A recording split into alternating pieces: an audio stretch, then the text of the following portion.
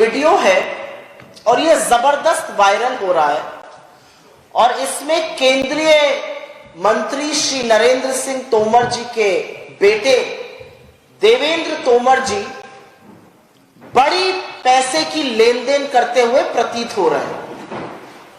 हम इस वीडियो की सच्चाई की, सत्यता की न पुष्टि करते हैं न खंडन करते, वो काम जांच एजेंसियों का है। लेकिन कुछ भी कहने से पहले दो बातें जरूर कहूंगी। कितनी विडंबना है कि आज भारतीय जनता पार्टी ने एक गाना रिलीज किया है मध्य प्रदेश के लिए। वो गाना वॉशिंग पाउडर निरमा की तर्ज पर लगाया गया है और सच को कितना भी छुपाओ ऐसे ही सच उभर जाता है कि वही वॉशिंग पाउडर है जिससे नरेंद्र सिंह तोमर, जिससे शिवराज सिंह चौहान, जिससे हेमंत बिस्व शर्मा, नारायण राणे, शुभेंदु अधिकारी, येदुरप्पा, रेड्डी ब्रदर्स, एक लंबी फहरिस्त है। ये सब उस निरमा पाउडर से नहाते हैं, अपने दाग धब्बे धोते हैं और भाजपा का हाथ थाम लेते हैं या भाजपा में होने के नाते इनके खिलाफ कोई जांच नहीं होगी। तो कितनी बड़ी विडंबना है कि जब आप आज इतना बड़ा खुलासा हो रहा है तो निरमा वॉशिंग पाउडर पर एक ऐड बनाया है। 50% कमीशन की शिवराज सिंह जी की सरकार की सच्चाई स्वतः निकल आई है। खैर, वापस इस वीडियो पर जाते हैं। इस वीडियो में ऐसा प्रतीत हो रहा है कि नरेंद्र सिंह तोमर के लड़के देवेंद्र तोमर बड़े पैसों की, सैकड़ों करोड़ों रुपए की, कहीं पर 100 करोड़ सुनाई दे रहा है, कहीं पर सुनाई दे रहा है 18 करोड़ आ गए हैं, 21 और आने हैं, इसकी लेन देन की चर्चा चल रही है। और ये कोई एक बिचौलिए हैं जिनके जरिए माइनिंग के कारोबारियों का, अगर आपने सुना हो तो बार बार खनन का नाम आ रहा है, माइनिंग के कारोबारियों से करोड़ों रुपए लेने के लिए मल्टीपल बैंक अकाउंट कहां खोले जाए, कहां हो, उसकी चर्चा लगातार सुनाई दे रही है। सनद रहे, बस याद रहे कि नरेंद्र सिंह तोमर जी इस्पात और खनन के मंत्री भी रह चुके हैं मोदी सरकार में, और ये डायरेक्ट पैसा लेने की बात खनन के, माइनिंग के कारोबारियों से हो रही है। इस वीडियो में रिटायर्ड आरबीआई के कोई अधिकारी है, त्यागी जी, उनसे भी 100 करोड़ लेने की बात हो रही है। कोई हरप्रीत गिल और डीएचएल नाम की फर्म के संचालक से भी पैसा लेने की बात हो रही है। और जैसा कि आपने सुना, देवेंद्र भैया को बार बार भैया और गुरुजी कहकर बिचौलिया संबोधित कर रहा है। रोहित भैया के किसी शख्स को पैसा देने की बात हो रही है और राजस्थान, पंजाब के कोई ट्रेडिंग फर्म है, कोई खनन के फर्म है, उनकी बातें चल रही है। इस वीडियो में एक पार्सल की भी बात हुई और बड़ा इंटरेस्टिंग है ये। इसमें कहा गया भाभी जी, अब वो भाभी जी नरेंद्र सिंह तोमर जी की पत्नी की चर्चा चल रही है या देवेंद्र तोमर जी की पत्नी की चर्चा चल रही है, मैं नहीं जानती, लेकिन एक भाभी जी जो कि तोमर ही खानदान से संबंध रखती हैं, संभवतः उनकी पत्नी है, उनके नाम एक पार्सल पहुंचाने की बात हो रही है। और बिचौलिया कह रहा है कि एड्रेस प्रूफ चाहिए कृष्ण मेनन मार्ग का, और देवेंद्र भैया कह रहे हैं एड्रेस प्रूफ तो जी हमारे घरों का है, कृष्ण मेनन मार्ग का नहीं है, पासपोर्ट है। याद रहे, 3 कृष्ण मेनन मार्ग पर, नई दिल्ली में, लुटियंस दिल्ली में नरेंद्र सिंह तोमर जी की कोठी है, और ये कोठी ठीक 2 कृष्ण मेनन मार्ग श्री अमित शाह जी के घर के जस्ट सामने है। ठीक सामने वाली कोठी नरेंद्र सिंह तोमर जी की है, 3 कृष्ण मेनन मार्ग की, जिसका एड्रेस प्रूफ संभवतः उनके परिवार के पास नहीं है, और इसलिए वो कह रहे हैं एड्रेस तो हमारे घर मतलब ग्वालियर का होगा। अब सवाल ये उठता है कि ये 100 करोड़, ये 39 करोड़, 18 करोड़, 21 करोड़, ये क्या पैसा है? ये किसका पैसा है? ये कौन दे रहा है? ये क्यों दे रहा है? जिस पैसे का जिक्र किया जा रहा है, क्या इस पैसे को सार्वजनिक किया गया है? ये खनन के कारोबारी कौन है और वो देवेंद्र भैया को पैसा क्यों दे रहे हैं? सवाल इस बात का है। असलियत यह है कि यह पैसा मध्य प्रदेश के किसानों का, मध्य प्रदेश के गरीबों का, मध्य प्रदेश के मजदूरों का, मध्य प्रदेश के युवाओं का, मध्य प्रदेश की महिलाओं का पैसा है, जिसको लूटकर संभवतः तोमर वंश, तोमर खानदान, नरेंद्र सिंह तोमर जी का परिवार अपनी तिजोरियां भरता दिख रहा है। क्योंकि सवाल ये उठता है, ये पैसा कौन दे रहा है भाई? 100 करोड़ किसी को आप क्यों दे रहे हैं? वो कौन से बैंक अकाउंट है जिसमें आप 100 करोड़ रुपए देने को तैयार हैं? और क्यों तैयार हैं? किसका पैसा है? किस लिए दिया जा रहा है? एक खनन का कारोबारी इनको पैसा क्यों देगा? अब बात आती है मोदी जी पर। मोदी जी को तो ईडी खेलने का बहुत शौक है। एक वो गाना आया था, ये इलू इलू क्या है? इनसे पूछा जाना चाहिए ये ईडी क्या है। मोदी जी को ईडी खेलने का बहुत शौक है। जब घबराते हैं और बौखलाते हैं और संकट में होते हैं तो हम और आप अपने इष्ट को याद करते हैं, वो ईडी को याद करते हैं। और जो नंगा नाच ईडी ने राजस्थान से लेकर छत्तीसगढ़ में चुनाव के दौरान किया है, वो सबके सामने है। मनगढ़ंत आरोप लगा लगाकर ईडी को छोड़ा हुआ है मैदान में, और ईडी ये चुनाव लड़ रही है भाजपा के बिहाफ पर। तो ईडी खेलने का इतना शौक है। तो आज सवाल यह है कि जब वीडियो प्रूफ यहां पर अवेलेबल है, ईडी कब आएगी नरेंद्र सिंह तोमर के घर पे? सीबीआई और इनकम टैक्स कब आएंगे नरेंद्र सिंह तोमर के घर पे? कब पूछताछ के लिए देवेंद्र तोमर को बुलाया जाएगा? आज सवाल इन बातों का है। क्योंकि एक बात साफ है, यह वीडियो और इसकी बात सुनकर लगता है कि यह काले धन पर चर्चा हो रही है, ये अनअकाउंटेड वेल्थ पे चर्चा हो रही है, मल्टीपल बैंक अकाउंट्स पे चर्चा हो रही है, पार्सल फलाने से आ रहा है, फलाना इतना देगा, ऐसा होगा वैसा होगा, ये सारी बातें हो रही है। तो भाई काला धन पे जो प्रहार करने का बड़ा डंका बजाते हैं, उनकी ईडी, उनकी सीबीआई, उनकी इनकम टैक्स को सांप क्यों सूंघ गया? इस वीडियो को देखने के बाद भाजपा में सुई पटक सन्नाटा क्यों है? कब ईडी के टिकट कटाए जाएंगे कि वो भोपाल या ग्वालियर पहुंचे और शिवराज सिंह चौहान जी से लेकर नरेंद्र सिंह तोमर जी से पूछताछ करें? क्योंकि एक बात और भी साफ है, और यह भी बिल्कुल साफ बात है कि एक लड़का अकेले अपने दम पर सैकड़ों करोड़ों का ये पूरा गोरख धंधा नहीं कर सकता है। और मुझे कोई भी गुरेज नहीं है ये कहने में, मुझे जरा सा भी संशय नहीं है कहने में कि इसमें बड़े बड़े लोगों के तार जुड़े हुए हैं। आखिर कौन कौन शामिल है इसमें? क्या ये सारी कवायद बिना शिवराज सिंह चौहान जी के शामिल हुए हो सकती थी? क्या इसमें केंद्रीय मंत्रियों की साठगांठ नहीं है? और क्यों चुप है भाजपा? क्यों चुप है प्रधानमंत्री? क्यों चुप है मुख्यमंत्री? क्यों चुप है अमित शाह जी? क्या वित्त मंत्रालय को यह पता भी नहीं है कि ऐसी बातें हुई है? और अब जब वीडियो आ गया तो उसके बारे में ये लोग क्या कर रहे हैं? और ज्ञात रहे, नरेंद्र सिंह तोमर कोई छोटे मोटे व्यक्ति नहीं है। संभवतः नंबर 5 की वरीयता पर है मोदी सरकार में। ये वही मंत्री हैं जिनकी नाक के नीचे 750 किसानों की शहादत हुई, और ये और इनके साथी मिलकर किसानों को गुंडा, मवाली, नक्सली और राम जाने क्या क्या बुलाते रहे। ये वही व्यक्ति हैं। तो आज पूछा जाना है कि ये घूस कौन ले रहा है, क्यों ले रहा है, क्या प्रलोभन था, इसके चलते कौन सी नीति का निर्माण हुआ, इसके चलते किसका भला हुआ, किसको बैकडोर से एंट्री मिली? आज ये सारी बातें साफ होनी चाहिए। किसी अप्रैल की बात हो रही है, वो 2023 अप्रैल है, वो 2022 अप्रैल है, वो उसके पहले का अप्रैल है, मुझे नहीं पता, लेकिन हम नवंबर 2023 में चुनाव के पहले बात कर रहे हैं और भाजपा के पास इस बात का कोई जवाब नहीं है। और मैं फिर से कहूंगी, प्रतिशोध और ओछी गंदी राजनीति करने वाले भाजपाई, खास तौर से इस देश के प्रधानमंत्री नरेंद्र मोदी, आप चुप नहीं रह सकते हैं। आपकी कोई नैतिकता नहीं है भ्रष्टाचार पर बात करने के लिए। अगर नरेंद्र सिंह तोमर और उनके परिवार के खिलाफ कार्रवाई नहीं होती, इस मामले का संज्ञान नहीं लिया जाता। चुनाव चल रहा है, चुनाव आयोग को इस मामले का स्वतः संज्ञान लेना चाहिए। इसकी स्थापित करिए सत्यता और त्वरित कार्रवाई कीजिए। हमारी कुछ मांगे हैं और वो आप पत्रकार बंधुओं के माध्यम से हम इसको पटल पर रख रहे हैं। जैसा कि मैंने कहा, चुनाव आयोग इस मामले की त्वरित संज्ञान ले, कार्रवाई करे और सत्यता स्थापित करे। इस प्रकरण में न्याय तभी होगा जब सुप्रीम कोर्ट के रिटायर्ड जज के अंतर्गत जुडिशियल इंक्वायरी होगी इस मैटर में। नरेंद्र सिंह तोमर, जैसा कि मैंने कहा, केंद्र सरकार में एक पावरफुल, शक्तिशाली, सशक्त मंत्री हैं।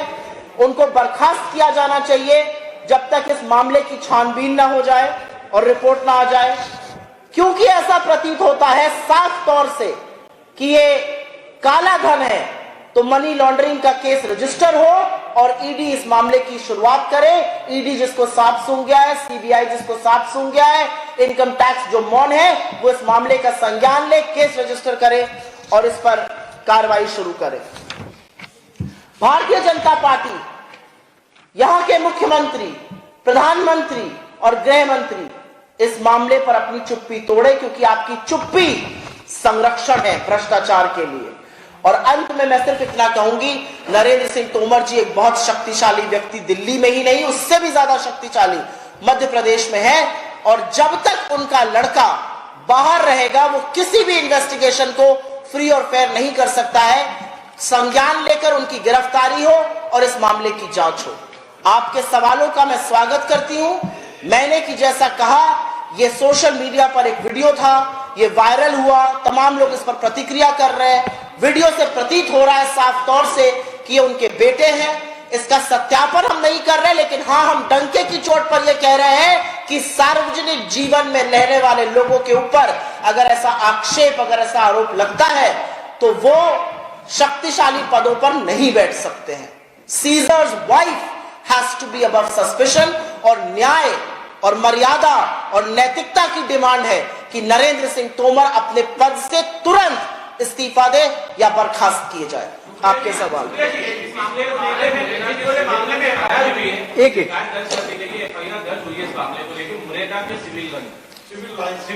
इस मामले पर हमने इलेक्शन कमीशन के सामने अपनी शिकायत दर्ज की है, उसकी प्रति मैं आपको दे देती हूं।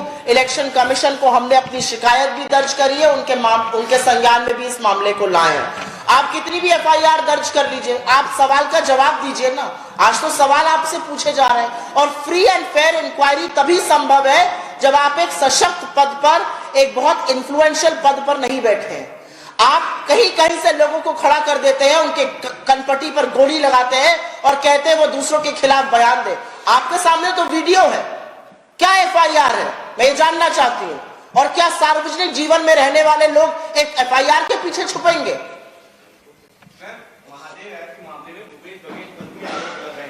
तो क्या ये वीडियो कहा जाए कि वो वहां का बहुत ज्यादा उठ रहा है, इसलिए कांग्रेस इसको बैलेंस करने के लिए ये वीडियो हमने निकाला है, ये वीडियो हम लेकर आए हैं सार्वजनिक जीवन में, ये वीडियो हमने सोशल मीडिया पर लगाया है? बिल्कुल भी नहीं।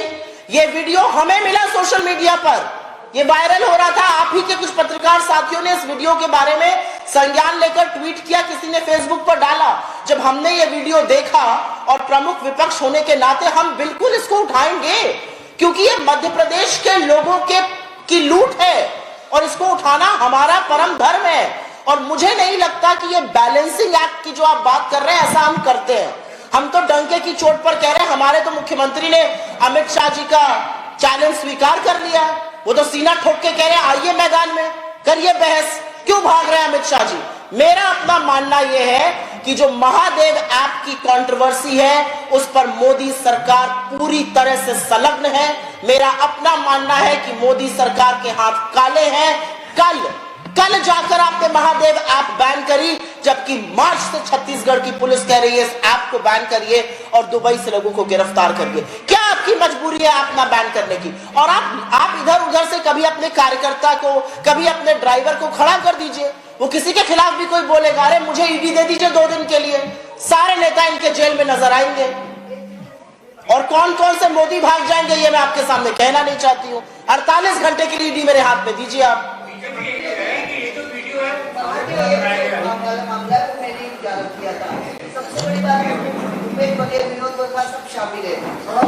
आपके पास साक्ष्य है जो आप ये कह रही है? तो आप साक्ष्य कोर्ट में दीजिएगा, आप साक्ष्य कोर्ट में दीजिएगा। मेरा अपना मानना है छत्तीसगढ़ पुलिस ने मार्च में एफआईआर दर्ज करी और विडंबना यह है कि वो एफआईआर के बेसिस पर ही ईडी की इंक्वायरी कराई जा रही है। 70 जगह छापे पड़े, 450 लोगों की गिरफ्तारी हुई, 191 लैपटॉप, 860 मोबाइल फोन जब्त किए गए, बैंक अकाउंट फ्रीज किए गए जिसमें 16 करोड़ रुपए थे, 41 लाख कैश में जब्त किए गए। ये सब सरकार कर रही है। सरकार लगातार छत्तीसगढ़ की केंद्र से कह रही है जो इसके संयोजक हैं वो दुबई में बैठे हैं, उनको लेकर आइए, ऐप को बैन करिए। आप जीएसटी लगाकर लूट रहे हैं और ऐप को बैन नहीं कर रहे हैं। कौन सी नैतिकता है मोदी सरकार की इस पर बात करने की? कल जाकर जब प्रेशर बना तो आप ऐप को बैन कर रहे हैं, क्यों नहीं पहले ऐप को बैन किया? आपने क्यों ऐप को मार्च से अभी तक चलने दिया? असलियत यह है कि मोदी जी ने 10 साल से भ्रष्टाचार के खिलाफ सिर्फ एक झुंझुना बजाया है। अगर झुंझुना नहीं है तो नरेंद्र सिंह तोमर और उनके लड़के के खिलाफ कार्रवाई करके दिखाइए, अन्यथा भ्रष्टाचार का भाव मत बोलिएगा आज से। बीजेपी तो ये कह रही है कि वीडियो कांग्रेस द्वारा स्पॉन्सर है, आपने प्रायोजित किया है। बीजेपी कुछ भी कह सकती है। बीजेपी ये भी कह सकती है कि 1947 में नहीं 2014 में आजादी मिली थी, आप मान जाइएगा। सत्ते को लेकर आरोप लगे कि 500 करोड़ रुपीस बगैर के लिए और सत्ते के सहारे सत्ता में वापसी। कल केंद्रीय मंत्री अनुराग ठाकुर भी यही बात कर रहे थे, आज केंद्रीय राज्य मंत्री पहुंचे। अनुराग ठाकुर जी जिनका आपने नाम लिया है, वो व्यक्ति हैं जिन्होंने हंसकर कुछ ऐसा कह दिया था कि दिल्ली में दंगे हो गए थे। तो उनकी दलील देकर मैंने अमूमन पत्रकारों से कहा मुझसे सवाल ना पूछा करें, क्योंकि अगला सवाल मेरा ये होता है कि जो मंच से देश के डैश को गोली मारो डैश को करते हैं, वो तो अपने पद पर ही नहीं बने रहने चाहिए, उनको इन बातों का क्या इल्म है? आपकी जो बात आप कह रहे हैं, किसी भी व्यक्ति को मैं इनको खड़ा कर दूं अपने बगल में और इनके कान पे लगाऊं एक बंदूक और लगाऊं इनके ऊपर 10 रेड, ये वो तोते की तरह बोलेंगे जो मैं चाहती हूं वो बोले, और यही काम मोदी सरकार कर रही है। असलियत यह है कि छत्तीसगढ़ जाकर या मध्य प्रदेश जाकर या राजस्थान जाकर या कहीं और जाकर मोदी जी वो गारंटी दे रहे हैं जो एक्सपायर कर चुकी है। अरे प्रभु, छत्तीसगढ़ में आप बात कर रहे हैं 3100 के धान की, काहे मध्य प्रदेश में नहीं दे खरीद लिए 3100 पे ध्यान? छत्तीसगढ़ में 500 के सिलेंडर की बात कर रहे हैं, काहे मध्य प्रदेश में बगल में 500 में सिलेंडर नहीं बेच रहे हैं? असलियत यह है कि जब जब हार और जब जब बौखलाती है भाजपा, तो जैसा कि मैंने कहा, हमें आपको अपने इष्ट याद आते हैं, ऊपर वाला याद आता है, हम दुआ करते हैं, प्रार्थना करते हैं, उनके डूबते को ईडी का सहारा होता है। लेकिन ईडी पहुंचनी चाहिए नरेंद्र सिंह तोमर के यहां, और ये मैं बार बार कहूंगी, क्योंकि इस वीडियो को देखने के बाद मैं कह रही हूं अगर संशय ही है तो संशय का समाधान क्या है? इस संशय का समाधान जांच है, और अगर जांच एजेंसियां भाजपाइयों के खिलाफ नहीं जाएंगी, भाजपाइयों के घर नहीं पहुंचेंगी, केंद्रीय मंत्री जो इस्पात और खनन के मंत्री रह गए और यहां पर खनन कंपनियों से, खनन कारोबारियों से पैसा लेने की बात हो रही है, कृष्ण मेनन घर की बात हो रही है, 3 नंबर में वो रहते हैं, अमित शाह के जस्ट सामने वाले पड़ोसी हैं, तो फिर क्या वरीयता है इन एजेंसीज की? ये एजेंसीज को अपना घटक दल आपने बना लिया है, लेकिन इनकी विश्वसनीयता पर आप ही ने चिन्ह लगवाया है। राजीव चंद्रशेखर कह रहे हैं कि ये राजीव चंद्रशेखर जी ने प्रेस कॉन्फ्रेंस में कहा कि जिन जिन राज्यों में कांग्रेस आती है एक झूठी गारंटी देकर थी, और कांग्रेस एक फ्रॉड है और जनता को गुमराह कर रही है, इसलिए जनता अब विश्वास कांग्रेस से नहीं है। इसको क्या कहना है? राजीव चंद्रशेखर जी के अनर्गल बयानों से हम सब परिचित हैं, और राजीव चंद्रशेखर जी पहले इस बात का जवाब दें कि ये जो एप्पल से नोटिफिकेशन आया था और जहां पर वो मिनिस्टर ऑफ स्टेट हैं आईटी में, उसके बारे में क्या कर रहे हैं? उसके बारे में झूठ बोलना कब बंद करेंगे? उसकी तफ्तीश कब कराएंगे? आपने जो बात बोली कांग्रेस की गारंटी की, हिमाचल में चुनाव लड़ रहे थे और एक ही बात कह रहे थे, सरकार बनेगी और ओल्ड पेंशन स्कीम लागू करेंगे। पहली कैबिनेट मीटिंग में डिसीजन लिया और लागू करी। छत्तीसगढ़ में सबसे ज्यादा धान पर खरीद होती है, बेरोजगारी भत्ता मिलता है, गोबर खरीदा जाता है, जो अब भाजपा के लोग भी बात कर रहे हैं और अपने मैनिफेस्टो में डाल रहे हैं। राजस्थान में 25 लाख का जो हेल्थ योजना है वो विश्व में एक मिसाल है, और हमारी सरकार 2024 में दिल्ली में बनेगी और हर भारतीय को हम उसका फायदा पहुंचाएंगे। 500 रुपए में सिलेंडर राजस्थान में बिक रहा है। कर्नाटक में सरकार बनी, 5 बड़ी हमारी योजनाएं थी, गृह ज्योति, गृह लक्ष्मी, युवा निधि, सब की सब हमने पहली कैबिनेट मीटिंग में अप्रूव करी। और आपकी जानकारी के लिए बता दूं, आज 5 योजनाएं क्रियान्वित हैं, लागू हैं, हो चुकी हैं। आप जिन गारंटियों की बात कर रहे हैं वो कंफ्यूज हो गए मोदी जी की गारंटी के साथ। मोदी जी की गारंटी थी अच्छे दिन आएंगे, एक ले लीजिए माइक्रोस्कोप और ढूंढिए अच्छे दिनों को।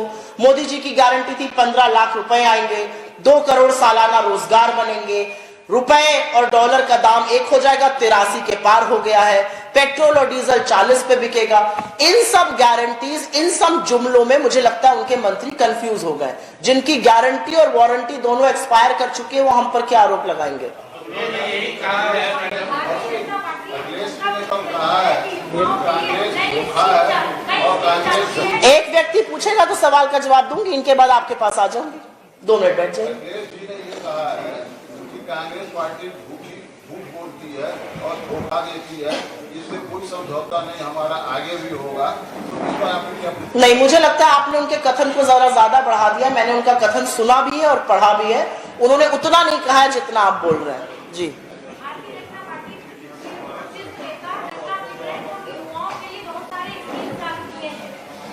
कहां पर?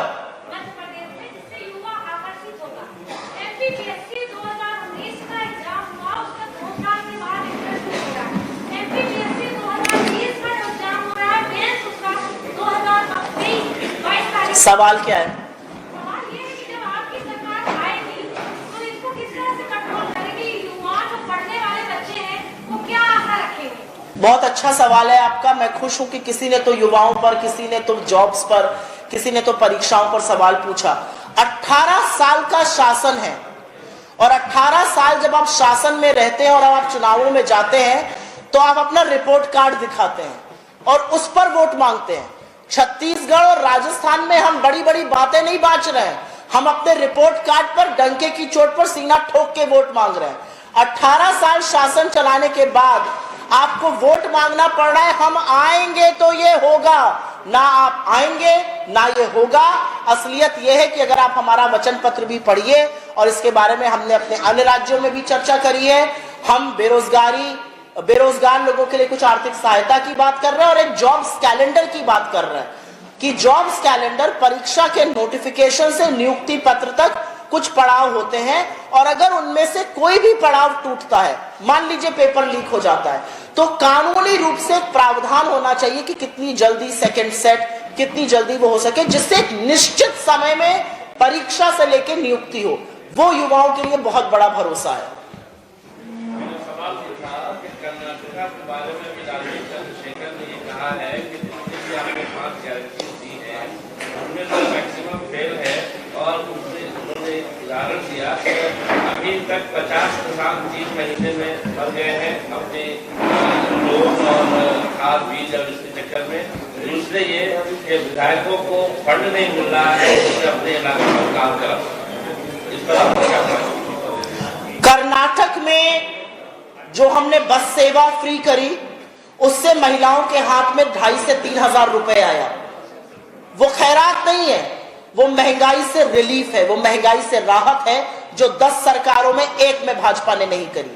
कर्नाटक में हमने अगर युवा निधि की या बिजली की बात करी, उससे परिवारों में बचत हुई।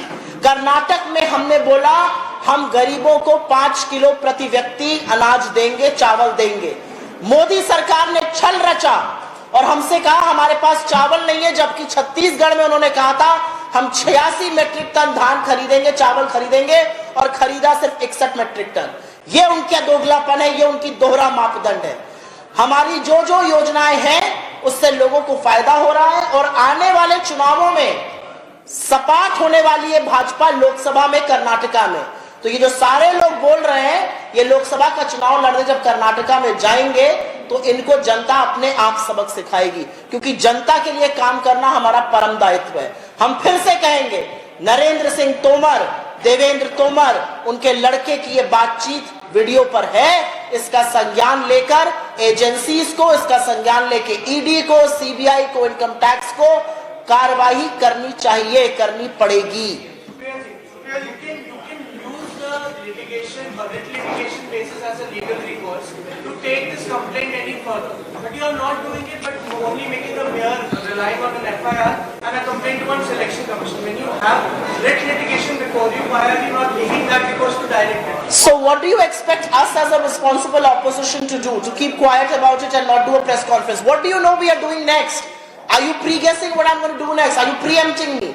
I think as a responsible opposition, it is my duty first to talk about something that's in the public domain. And how does anyone have an issue with that? It's bizarre that somebody can even ask me that question.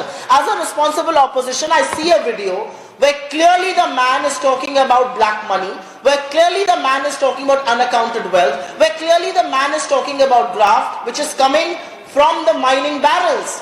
And his father has been the Minister of Mining. His father lives on Krishna Menon Road, something that is being referred to in this in this video.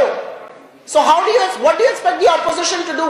I mean, I think your bar for the opposition to act is either way too low or way too high. I think as a responsible opposition, I will first talk about it publicly. I will first come to the public court through people, through journalists like you, and then take whatever recourse we have. Elections are going on. We have gone to the Election Commission and we will take legal recourse if and when we have to. So I think to expect the opposition to keep a tape on its mouth and just keep quiet is a little bizarre, I would say.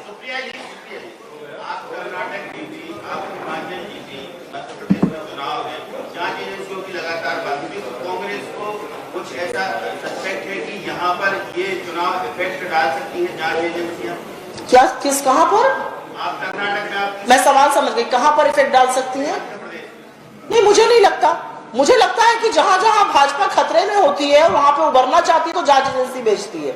यहाँ पर भाजपा को मैदान लग रहा है कि बिल्कुल उनका खत्म है, इसलिए यहाँ जांच एजेंसी नहीं आएगी।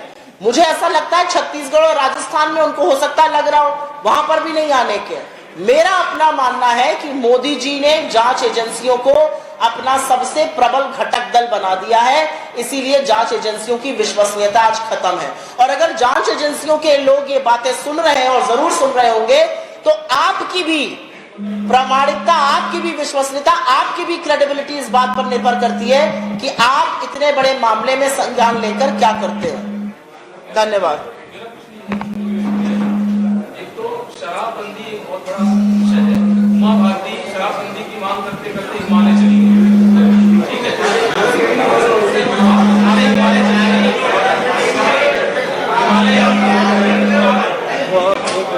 चली गई आ रही थी। सवाल क्या है? ठीक है, मेरा सवाल ये है कि कांग्रेस पार्टी का शराबबंदी को लेकर क्या स्टैंड रहेगा? नंबर 1, शराबबंदी को लेकर क्या रहेगा? दूसरे पर कि सिखों का वोट कांग्रेस पार्टी को पूरे हिंदुस्तान से चाहिए, सिखों का वोट कांग्रेस को पूरे हिंदुस्तान से चाहिए, लेकिन एक प्रधानमंत्री जो आपका सिख है वो आपके पोस्टरों से, वोटिंग से आखिर कहां चलेगा? आपका सवाल जो है वो मुझे थोड़ा सा बेतुका लगा। अगर आप बुरा ना माने तो मैं ये कहना चाहूंगी, मुझे लगता है हमें सिर्फ सिखों का वोट नहीं चाहिए, हमें हर उस हिंदुस्तानी का वोट चाहिए, और हर हिंदुस्तानी हमें वोट देगा जो इस देश में, इस देश की अखंडता में, इस देश की एकता में, इस देश के भविष्य में यकीन रखता है। और तभी हम चुनाव जीत रहे हैं और आगे भी जीतते हुए दिखाई देंगे, चाहे मध्य प्रदेश हो, छत्तीसगढ़ हो, राजस्थान हो, तेलंगाना हो या मिजोरम हो। तो ये बात कहना कि हमें एक वर्ग का वोट चाहिए बिल्कुल गलत है। आज युवा बीजेपी से नाराज है, आज किसान बीजेपी से नाराज है, महिलाओं को छला है, तो हर वर्ग हमारे साथ खड़ा है। हमें किसी एक का नहीं, सबका आशीर्वाद चाहिए और जनता अपने वोट के माध्यम से वो आशीर्वाद जरूर देगी। कांग्रेस पार्टी ने अपना घोषणा पत्र जारी कर दिया है, बीजेपी ने अपना घोषणा पत्र जारी नहीं किया है। आप बताइए कि आपके घोषणा पत्र का बीजेपी के घोषणा पत्र का दबाव है, क्या चिंतन मनन करके घोषणा पत्र जारी करेगी? आपकी क्या इच्छा है? मेरा अपना मानना है, शांति शांति शांति, प्लीज शांति। मेरा अपना मानना है कि हमने घोषणा पत्र नहीं, हमने वचन पत्र जारी किया है और हम वो पूरा करके दिखाएंगे जो वादे हमने किए हैं। बीजेपी कुछ भी कह ले, जुमला ही होगा, तो जारी करे या ना करे। आज निरमा वॉशिंग पाउडर पर एक